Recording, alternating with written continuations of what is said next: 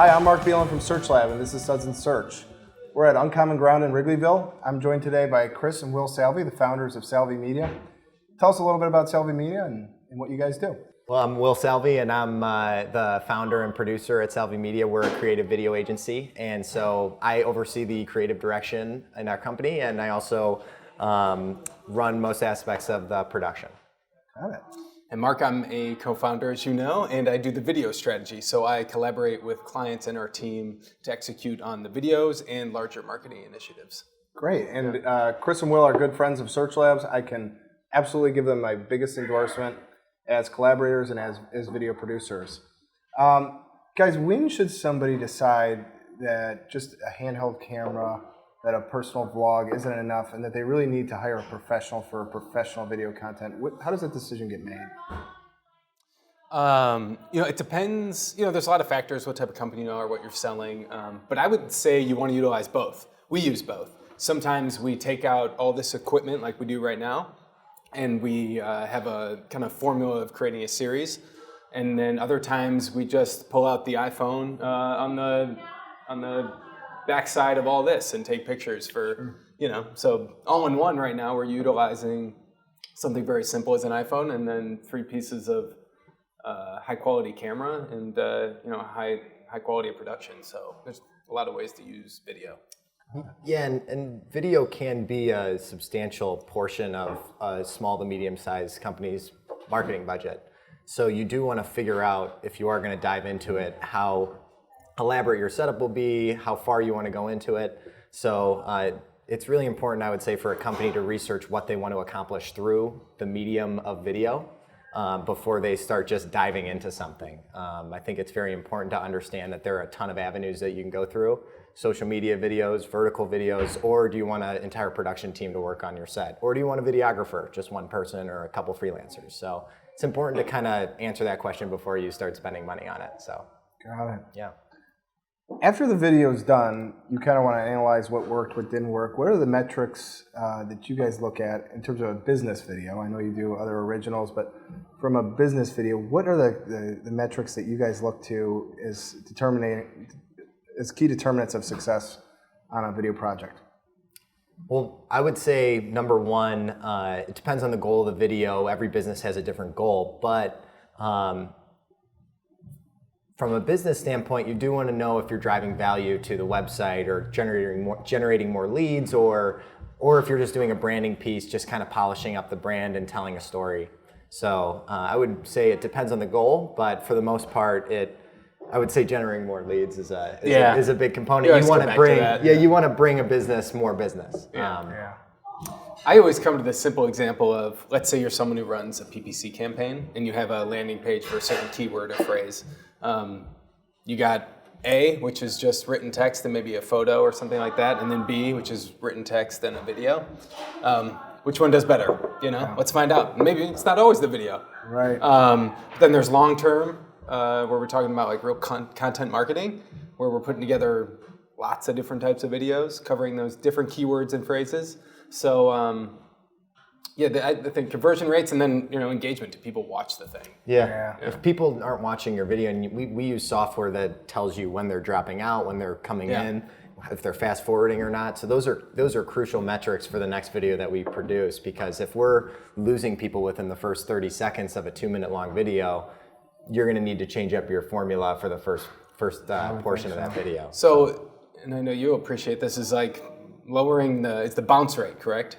Yeah, so right. So how long are they on this web page? Yep. That's a big thing for Google. People like being on this web page for, let's say you have a long form video that, for whatever business you are, you have an engaged audience, large or small. If you got people on a web page for 10 minutes, as you know, Google's going to realize this is a great piece of content. It's a great web page. So it's going to drive more people to it. And I would even say some of the benefits of video you can't even see in analytics, because a lot of it is determined by going from one page to the next.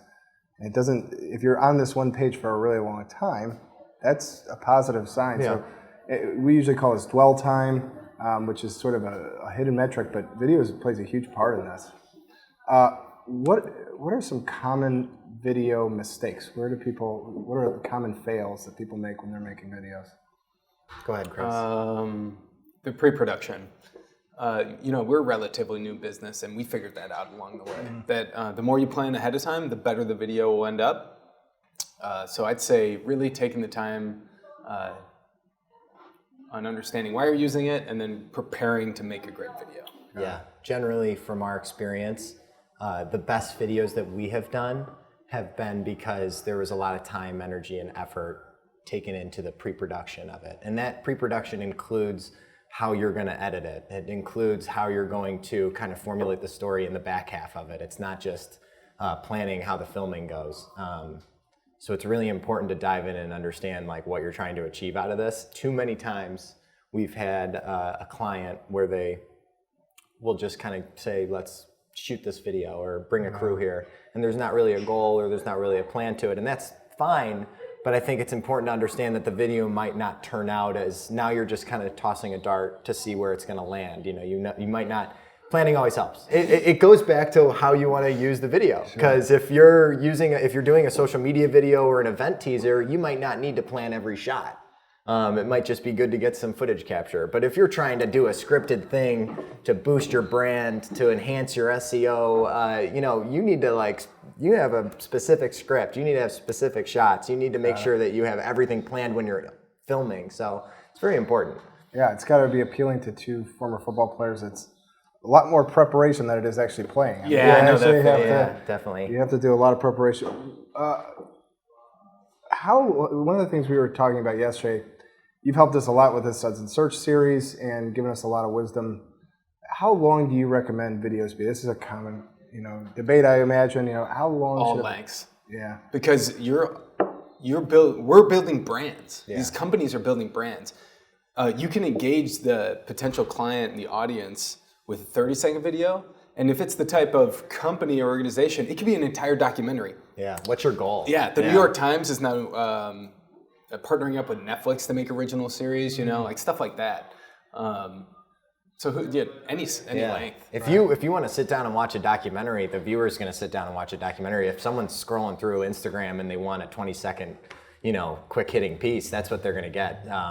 So I'm going to sound like a broken record, but what's your goal? What do you want to do as a business? That's how long your video should be. If you want someone to quickly sign up for something and get their attention fast, and then you should go quicker. If you want someone to sit down, dive into something, and really dig deep into a story, that's more like a $25 purchase. Yeah, right. Yeah, it's like Casper, that new mattress. Like they couldn't really make a documentary. Yeah, I guess they could, but I don't know how many people are going to watch it. But it really could be any length and be effective. Yeah. People are wanting to hang on to these brands. If you give them the content and they consume it, you're doing something right. Yeah. I think that's a great answer.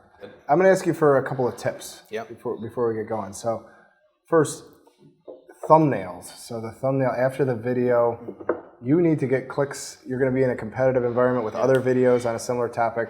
And the thumbnail can make or break how many click-throughs you get. Do you guys have tips on how to make the best thumbnail? May I? Go ahead. Yeah. All you. So sometimes what we do is we'll take, let's say, 3 images from the video, and then put them on. I forget the name of the site, but you can have people vote on what qualities they demonstrate, kind of like a score, like 1 to 10. So whichever one does the best, you want to be the thumbnail of the video on the webpage. I would just say, don't let the computer generate it. The software where you upload a video is going to give you a custom thumbnail themselves, or not a custom, excuse me. They're going to give you a generated thumbnail. That might be good. It might be not very, it's probably just going to be generic and not very good. So I would just say whatever captures the piece the best, or if you're looking to grab attention, there's probably something in there in the video that you want to freeze frame or just get that specific moment and capture it. But it's also got to provide context. So I think it's important to remember that you can create your own thumbnails and upload them to whatever software. So YouTube allows you to, upload an image to be a thumbnail. You can create whatever you want. So if you want a thumbnail to be like this opening, mark on the screen like this, it could be that, Yeah. Is there anything to human beings' faces versus logos or icons or something like that? Yeah, I would put a face before a logo. I'm not going to say I have data right now to back it up. Yeah. But people like people. And you can see faces well. If you try to thumbnail some image that's got a ton of depth to it and detail, and That's different than something that you can kind of see in a thumbnail and really grasp. So there are some shots that like probably just wouldn't serve very well. I would say use your best judgment, but just think to yourself, it's really important, no matter what you're doing, if you're making a video, would a viewer watch this? Would a viewer click on this? That's an important thing to remember. Like, would you watch this if it was out of context, if it was something that you weren't necessarily interested in? That's the goal, right? We want to get people to watch our videos and hopefully bring in more viewers, depending on if they're interested or if we can get their interest. So it's important for us to make sure that we're trying to get that attention and then also make sure that we're fostering it, because if you can't get people to watch your videos, then there's no point. Tree falls in the woods. True. Last thing, we're an SEO agency, so a lot of people will tune into this series to get tips on SEO. Video SEO tips, we could probably have a whole video on that alone. Yeah. But maybe if you've got a few brief ones that could help our visitors. Yeah, please. So I've worked with you on this for clients as well as with SearchLab, and then I've also worked with another web development company on this a couple times. This, I would say, for SEO tips with video specifically, pre-production is really important. Like, you do not shoot a video, just film it and see how it goes and expect great results with keywords or just enhancing your SEO. So I would just say pre-production is really key. Making sure a script or the words that are being used within the video. Chris can speak more on like the back end of that, but I know in the scripts that I use, let's say you're an attorney in Chicago and you want people to search attorney Chicago, your video better be hammering home those two words a lot and words that are centered around those two. So I would just say pre-production's a huge element to that. Okay. Yeah, and then more the back end side is we use a platform called Wistia, and there's a number of other platforms you can use. But you want to transcribe it, and for instance, Wistia has a you can like purchase. It's cool. You can do it with AI or a person. The person costs more, but it's pretty neat. So you transcribe it, and then I think it's a CRV file or something like that. Sounds right. Yeah, and that's connected to the video, and that's all on your back end of your website if you use something like Wistia. Okay. So it captures all that metadata, and then appropriately giving it the header that represents the content of the video. Okay. And then back to the bounce rate. You got a great video, people are on your webpage, they're watching it. Google knows it's a great piece of content. You're sending good signals for sure. Yeah, I think to dovetail, we're trying a new concept here on Suds Search where we actually did keyword research on what kinds of questions people ask video marketers. So a lot of these questions were determined because people are asking them. Yeah. And so to Will's point about pre-production, we aren't winging it for a change. We actually had some advance notice. So, guys, you've done several videos now. Can you tell me, it doesn't have to be a business video, of all the projects you've worked on, what's your favorite video project you've done? Maybe starting with Will. Oh, putting me on the spot. Favorite project that we've done. Favorite. So I was actually thinking about this because you did ask me before, and I did not come up with an answer quite yet. But I would say one of my favorite ones was last winter. We worked on a documentary for a nonprofit. So it was a paid job, but they asked us to do something different, and we said, let's do a documentary. It was 10 minutes long, and it was just kind of exciting since it was our first time kind of trying to do a documentary style video. And it was called Care Chicago. They work with Muslim Americans and Muslim immigrants to help them with discrimination cases in Chicago, specifically Chicago. So it was just a different avenue, we were working with a nonprofit, different type of style of filming, and then also the topic was just kind of interesting for us. It was something out of our wheelhouse at the time. And so it was a lot of fun. We did it in, I think, 11 days total. I thought it turned out great. Yeah, it was pretty good. Yeah, I think if anyone wants to visit our site and check it out, like I would love to hear about their thoughts on it because I want more people to see it. Yeah. But it was just a good opportunity for us to work with a cool organization that I think helps people, and I just enjoyed doing it because it was a different style and it kind of opened up and fostered our interest in documentary work. So that's I'm excited that we did it just because it kind of got us into a new avenue of thinking, I would say. Yeah. And Chris, other than Suds Search, what was your favorite project at Salvi Media? I should have said Suds Search. Of course. Yeah. Another one of our originals with you, Digital Discussion. Yeah, that was Discussions fun. was I really enjoyed great. doing Yeah. that. No disrespect, it wasn't my favorite. So I'm gonna take that back.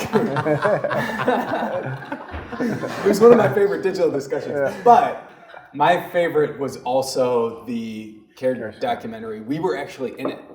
It was a small budget, so Will and I were in it. Yeah. But we thoroughly enjoyed it because of the exposure to, people we weren't around a lot. So it was very interesting. We walked in their shoes a little bit. And it did open our eyes to documentary making. And so I have a feeling my next favorite video is going to be the one we're in production right now, which is exciting. So it's a documentary about, Illinois' Cannabis. Cannabis Regulation and Tax Act and the transition from illegal to legal and kind of the neighborhoods that it impacted. It's really cool. We're going all out for it. Yeah, it's not a stoner's perspective. Not it's a actually stoner's the core We of the will story. get a stoner's perspective, but it's not going to be. I would hope so. Over 300,000 people are going to potentially be expunged for their. Oh gosh. I don't know, what would you say? Like their For their, convictions related to cannabis marijuana. charges, So yeah. it's a very interesting thing happening in our state. Could I add one more shoot that I like? We did filming for a very large distribution company, and it was one of the first times that we did like a comedy series, and very scripted and very, very intense pre-production. So that was fun because we did like a series. It was 8 episodes long, and I actually thought it turned out pretty funny. Yeah, it was and funny. they really enjoyed it. It's well received. It was a character-based series where we had one guy. His name was Safety Man. He was like an idiot on the safety series, and he was kind of showing employees like what not to do as like the safety officer. So that was fun.